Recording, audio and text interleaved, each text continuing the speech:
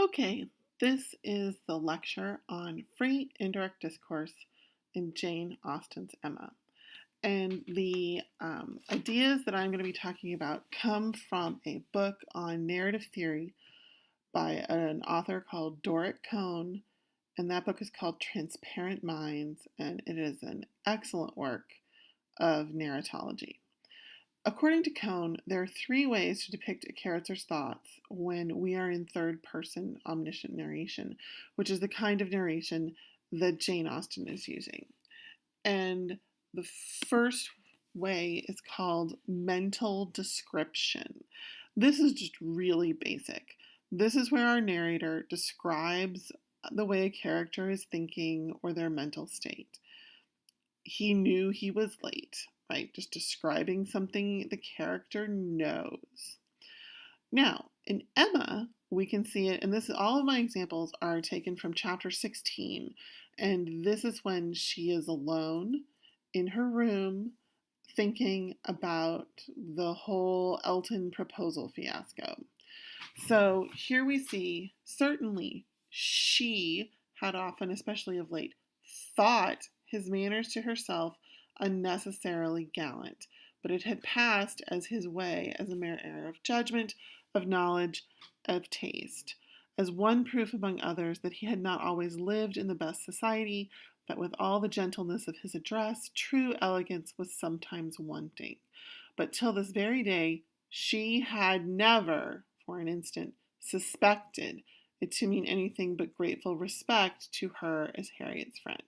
So here we have the narrator telling us what Emma thought, right? She thought. She had never suspected.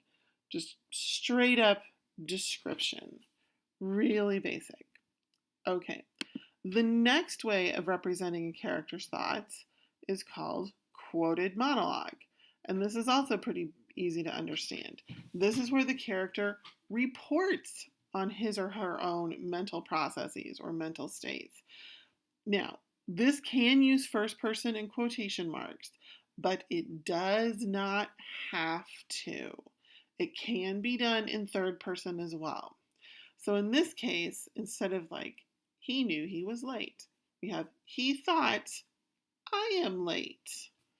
He thought he would be late, right? This idea of this is what the character's thinking, and then the thought. And this is clearly usually this is the character's voice, right? It's really said with the voice of the character, the phrasing of the character, the kind of vocabulary that this character would use. Okay, so now in Emma, we see this here. Here have I, said she, actually talked poor Harriet into being very much attached to this man. She might never have thought of him but for me, and certainly never would have thought of him with hope if I had not assured her of his attachment. For she is as modest and humble as I used to think him. Oh, that I had been satisfied with persuading her not to accept young Martin. Now, while it says, it doesn't say thinks, it says said, remember, Emma's alone in her room. I don't think we are meant to believe here that she is actually talking out loud to herself. I think this is basically meant to show that she is saying this to herself. This is something she says to herself. And it's quoted monologue. It has quotation marks. She's using first person. Now, she doesn't have to do that. We could see this done differently, but this is very clearly marking out these are Emma's thoughts to herself. Okay, so you have mental description, which is when the narrator is describing what's going on inside a character's head. Then you have quoted monologue. That's where the character herself tells us what's going on inside her head. And then we get free indirect discourse, which is going to be the third way, and it's kind of a blend of the first way and the second way. This technique imitates the language a character uses when he or she talks to himself. However, it casts that language, like the character's voice, into the grammar that the narrator uses. I encourage you to think of this as a kind of ventriloquization, where the narrator's voice and the character's voice are blended together. The narrator uses standard third-person narration, but with the character's phrasing, their diction, their inflection, those kinds of things. Okay, so this is the third way, and here we see a classic example. So, the hair was curled, and the maid sent away, and Emma sat down to think and be miserable. This is clearly the narrator telling us stuff. Emma's going to think, right? That's mental description. That's mental description. Then we get this. It was a wretched business indeed. Such an overthrow of everything she had been wishing for. Such a development of everything most unwelcome. Such a blow for Harriet. That was the worst of all.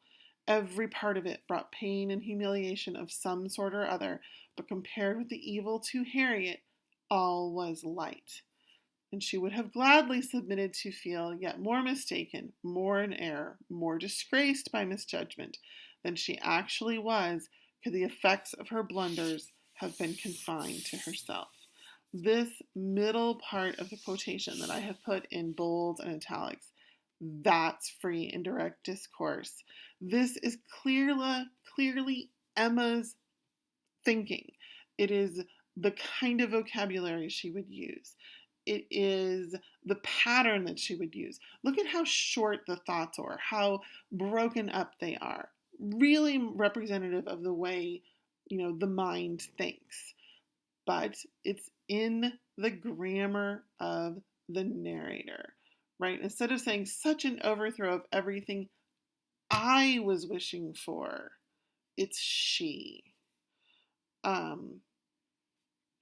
And then we flip back down into mental description at the end. She would have gladly submitted to feel, probably like this is telling us how she would like to feel. So you have this blending, and you're never going to see, like we start with a little bit of mental description, we have free indirect discourse, then we have a little bit more mental description, right? It's not like a narrator is just going to use one technique all the time. You're going to see all three techniques, and you're going to see them mixed together and blended. And the effect of this is to bring us into the character's mind. And that's what Jane Austen does. To the extent that maybe you still like Emma and identify with her, despite all of her very snobby reactions, it's because we are really brought into her consciousness. We are really seeing her thoughts. And free indirect discourse blends that with the narrator as well. Like a little bit of that Austen narrator shine rubs off on Emma when we get this technique. Okay, I want to leave you with a last passage from here where you can also see, multiple kinds of, mental description and free indirect discourse being used here. You can really see, I'm not going to go through and read it, but you can see the way that Austen is using both techniques and blending them to really show us what's going on inside of Emma Woodhouse. So, we will start with this on Friday. Keep reading volume 2. As you read, try and find examples of free indirect discourse.